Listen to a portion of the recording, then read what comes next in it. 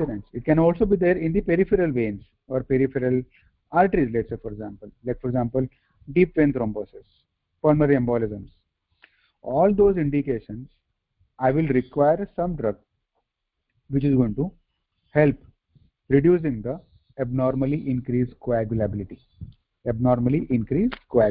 So here we have two types of drugs. Before we enter into the heparins, that is what we just started with, we will have to understand what are the one type of drug which is going to prevent coagulation. Another type of drug which is going to break the coagulation. Now indication is going to remain same, the timing is going to be different. Preventing coagulation and break the coagulation, or break the clot formation. Not break the coagulation, but break the clot formation. The indications are going to remain the same. Like for example, heart के अंदर thrombus form हुआ है, brain के अंदर thrombus form हुआ है, या तो फिर deep vein thrombosis है, pulmonary embolism है, somewhere there is an abnormal clot formation. So drugs are going to prevent clot formation. Here we have something called an anticoagulants.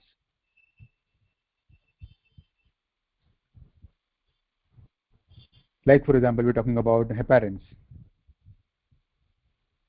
unfractionated heparin, जिसको बोलते हैं unfractionated heparin, और we also have a fractionated heparin. इसका molecular weight कम रहता है, जिसका molecular weight 25,000 है, इसका molecular weight. You must have heard about LMW heparins and heparins. LMW heparin का थोड़ा mechanism और strength जो रहता है वो कम रहता है. तो LMW heparins और fractionated heparins are used for maintenance. Patient खुद ले सकते हैं. आप you must have heard about हफ्ते में 2 बार 3 बार कुछ इंजेक्शन लेने को बोला है. And these drugs are going to prevent the clot formation. So these drugs are given to prevent the next episode or to delay the next episode of cerebrovascular accident, of heart attack, coronary artery thrombosis, peripheral vein thrombosis, pulmonary embolisms, etc.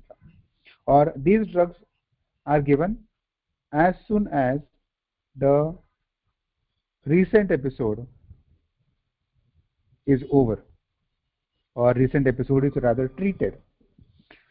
We will also come across a drug in this particular situation which will prevent coagulation, like for example, which are going to work little less effectively. So ये heparin हो गया, LMW heparin हो गया. We also have orally active anticoagulant. You must have heard about warfarin. Mechanism वगैरह वो सब चीज हम लोग पढ़ेंगे.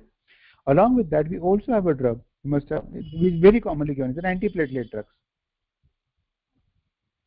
Antiplatelet drugs which have acetylsalicylic acid, aspirin, clopidogrel, ticlopidine, and all those drugs which are antiplatelet drugs. And antiplatelet drugs are also preventing the next episode.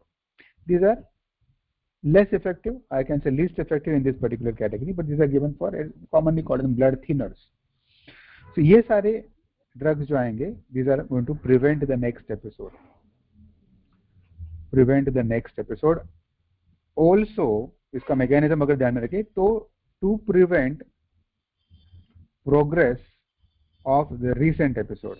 Let's say for example, अगर कोई clot 90% हो गया है तो उसको भी हम लोग दे सकते हैं 100% होने को बचाने के लिए, लेकिन ये clot को break नहीं करेगा. It is not going to break the clot because इसका mechanism क्या है? Preventing coagulation. They're going to work on the coagulation cascade, thereby it is going to prevent the coagulation. But what about this particular drug? Now this drug, I'm going to let me erase this thing and then you can go to this particular category. So here we have the another category called which is going to break the coagulation. Here we have a thrombolytic drugs. Here we will come across a thrombolytic drug. The thrombolytic drugs are those drugs going to break the thrombus. Here, for example, we have streptokinase, urokinase, altiplase, for example. These are the drugs given to break the thrombus. Now, of course, these drugs are not given on the OPD level basis. These drugs are given on the ICU level because it is very important to monitor the breaking of the thrombus. क्योंकि ये अगर abnormal जगह का thrombus break कर रहा है तो this is also going to break the normal thrombus, which is preventing bleeding from. So let's say for example patient has got peptic ulcer, so it may also reactivate the peptic ulcer. It may also reactivate the piles bleeding. It may also reactivate your gum bleeding.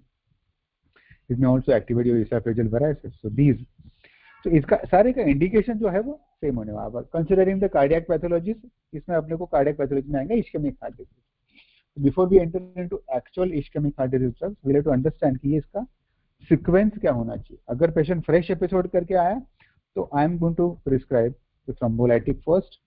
When the episode is over or episode is controlled, I am going to start with unfractionated heparin, then I am going to start with fractionated heparin, and then for maintenance I may continue unfractionated heparin for a few weeks, or I may add orally active anticoagulant warfarin, or I may also add aspirin into it.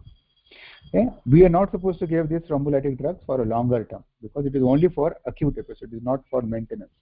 They have got huge risk involved with them. So this becomes a common sense about maybe next 2 or 3 lectures, where we're going to be talking about the anticoagulants, we'll be talking about the antiplatelet drugs which are going to act